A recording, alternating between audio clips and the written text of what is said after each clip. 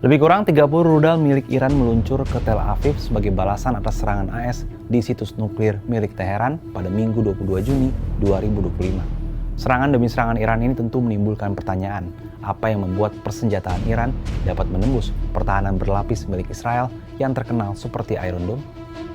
Ketegangan antara Iran dan Israel bukanlah hal baru dalam geopolitik Timur Tengah. Keduanya pun dikenal punya kekuatan militer yang tak bisa dipandang sebelah mata. Persaingan mereka tak hanya terjadi di medan diplomasi atau konflik proksi, tapi juga dalam hal kesiapan militer yang terus berkembang. Iran terus menunjukkan kemampuan signifikan dalam pengembangan teknologi rudalnya, terutama di bidang rudal hipersonik. Kemampuan ini tidak hanya memperkuat posisi strategisnya di kawasan, tapi juga menempatkannya sebagai salah satu negara dengan teknologi rudal paling canggih di dunia. Iran memiliki rudal hipersonik seperti Fatah 1 yang memiliki kemampuan penetrasi tinggi dan presisi. Rudal tersebut memiliki diameter sekitar 1 meter dan panjang sekitar 15,3 meter. Fatah 1 merupakan rudal balistik hipersonik jarak menengah pertama yang dikembangkan oleh Korps Garda Revolusi Iran. Rudal ini mampu melaju lebih dari 5 kali kecepatan suara, bahkan mencapai 15 Mach saat lapisan stratosfer dan memiliki kemampuan manuver tinggi, sehingga sulit dideteksi maupun dicegat oleh radar serta sistem pertahanan udara. Fatah 1 dapat membawa hulu ledak berbobot antara 350 hingga 450 kg yang sudah cukup untuk membawa hulu ledak nuklir.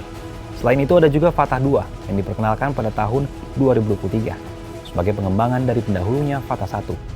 Meskipun detail teknisnya belum sepenuhnya diungkap ke publik, rudal ini diyakini telah mengalami peningkatan substansial dalam hal kecepatan, jarak tempuh, dan kemampuan bermanuver.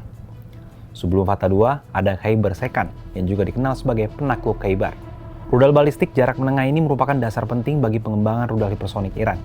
Meski belum sepenuhnya dikategorikan sebagai rudal hipersonik, Khaibar Sekan mampu melaju dengan kecepatan tinggi dan bermanuver dengan efektif.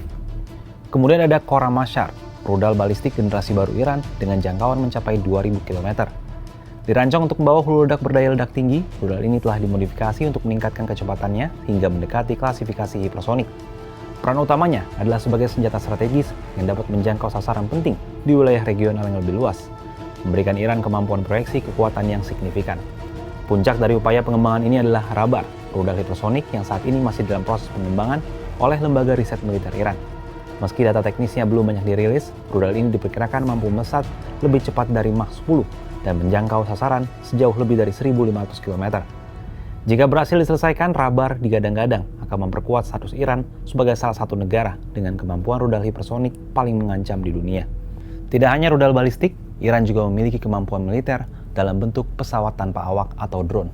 Kemampuan drone Iran ini pernah ditunjukkan dalam serangan ke Israel di tahun 2024 silam. Lantas seperti apa kecanggihan drone milik Iran?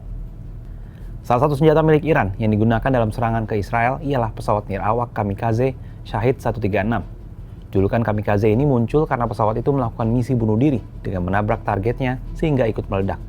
Ini berbeda dengan pesawat nirawak tradisional yang lebih besar.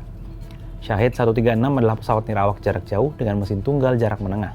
Pesawat ini dirancang oleh Shahid Aviation Industry dan diproduksi HESA untuk Korps Garda Revolusi Iran. Mengutip Defense Express, pesawat nirawak Shahed 136 memiliki spesifikasi yang cukup mumpuni, namun dari segi biaya jauh lebih efisien. Shahed 136 memiliki panjang 3,5 meter, lebar 2,5 meter, dan bobot 200 kg. Dengan ukuran ini, Shahed 136 bisa mencapai jarak 2.500 km dengan kecepatan 185 km per jam, dengan membawa hulu ledak berkapasitas 40 kg. Ukurannya yang kecil mampu menembus pertahanan udara secara efektif dan biaya yang efisien. Satu unit pesawat nirawak ini berkisar $20.000 AS atau sekitar 311 juta rupiah. Tidak heran bila Iran mengerahkan ratusan pesawat nirawak ini untuk menyerang Israel. Dengan gambaran kemampuan militer seperti itulah, maka tak heran Iran mampu menembus pertahanan Israel.